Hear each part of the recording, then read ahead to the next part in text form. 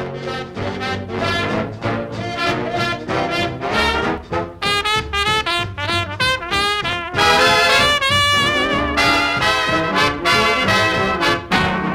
had to be maybe 8 or 9 watching Raw, and I was just amazed how he had everybody laughing.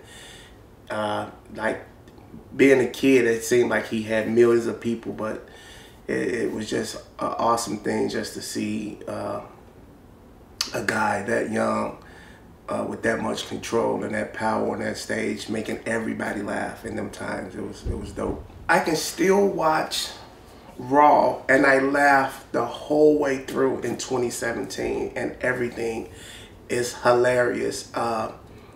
That's what sets him apart from a lot of comedians, in my opinion.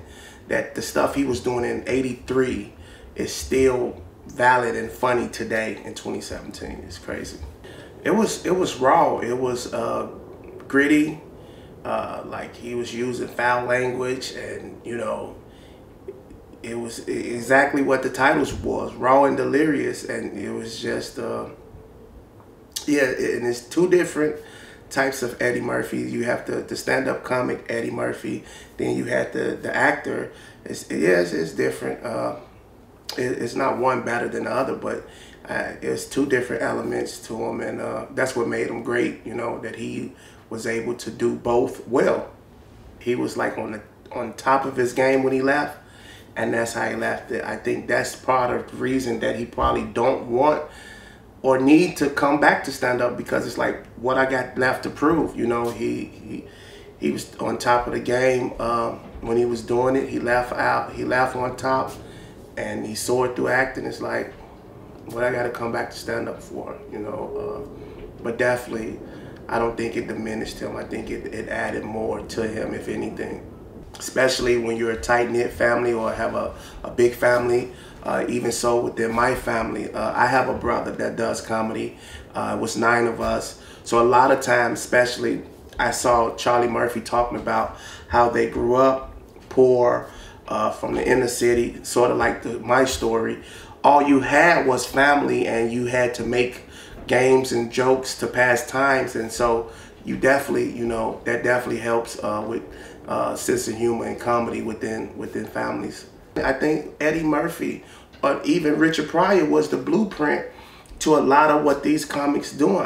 Especially on the urban comics, we look towards the Eddie Murphys, even with Mike Epps and All About the Benjamins, or any cop movie. It's based on Beverly Hills Cop or Another 48 Hours or Coming to America. It has those essence, and I think they just build around that. And you know, you take even Rush Hour with Jackie Chan and Chris Tucker.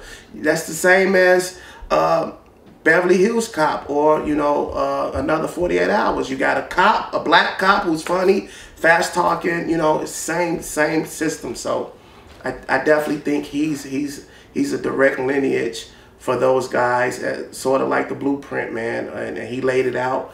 And if you're doing anything like that, and you're funny and have the talent, you know, you should be successful in the business. I think he's been in the game so long that I believe, like even with the Chris Rocks and the Chappelles, he was putting those guys in his movies back, you know, back in the day. If you watch Beverly Hills Cop, it's a scene with Chris Rock. He's the valet, you know. Chappelle was in Nutty Professor, you know, as Reggie. So I believe Eddie Murphy was doing that. I don't, as far as now, I'm sure he will, if, you know, if he had projects coming out and, you know, the comics that's out, yeah. And that's one thing I loved about him. He always, you know, was in line, putting in line that next big comic, you know, so. I always been a fan of comedy, and I was on MySpace and I saw comedian Little Real, and he was posting, it was a flyer said open mic at Jokes and Notes, a comedy club. I never even heard of this club, and I was like, you know, I was so amazed it's a comedy club in Chicago. I called my brother like, man, you know about a comedy club in Chicago? He like, nah, man. You know, it was on the south side.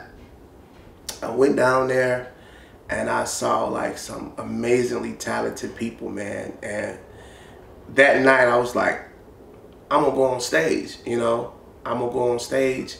And from that night that I went, it took maybe about a month or two before I actually went up. So from that night, I was going every week to open mic until finally one night he put me on stage, and the rest was history. Oh man, the legacy is a lot of people started there. It gave people, man, a platform to perform professional comedy at a professional level on the South Side. And for us, she had, when you first walked in the room, you had certain people on the wall, from George Wilborn to Dion Cole to Leon Rogers. I guess guys that went back with the owner, Mary Lindsay. So as a comic, you wanted to make that wall, you know, you wanted your picture on that wall. And so that's what everybody was shooting for, to get on that wall or host a Wednesday or a weekend at that club. So it was mind-blowing times, man, and it was good old days, man. Just good fun. Oh my God, your soul is on fire, man. When you bomb, you know you're bombing. You know, a lot of cats gonna say they never bomb, but you know it. You know when you saying jokes and they're not hitting like you think they should, and you start talking to yourself, or you start hearing stuff like, now you start second guessing everything, and time just slow down. It go real slow when you're bombing and you feel it, and then it's a feeling of uncomfortable. You're uncomfortable. Now everybody's looking at you. And Chicago people are ruthless, man. They don't care, man. They, you know, the worst, bombing is not bad, but when they start saying stuff, shouting shit, you know, get off, that's when it's the worst. Like, it's bad. You know, we as comics, we ask this question. I'm gonna put it right up there with sex, man. It's probably the best feeling in the world when you have a room full of people and you are in stitches. You got them in stitches, and you could take them anywhere you want to. Whatever's coming out your mouth is hidden. It's no better feeling than that, man. I'm telling you, like, it's awesome. I call it the glow. It's like, I see some guys, I be like, you have the glow tonight. You know, if you ever seen this movie called The Last Dragon with Bruce Leroy, he had the glow. And I call it the glow, man. When you got the glow, it's a good feeling, man. Good feeling. It means everything, man. Chicago breeds and shape awesome comedians, man. I think a lot of times we take each other for granted because we see each other every night. But we got some really, really funny and talented comedians in Chicago, from the South Side, the North Side. And when we cross paths, you know, we got to come up north. The north guys got to come south. So it just ultimately makes great comics, man. And it's some funny, talented guys coming out of the city.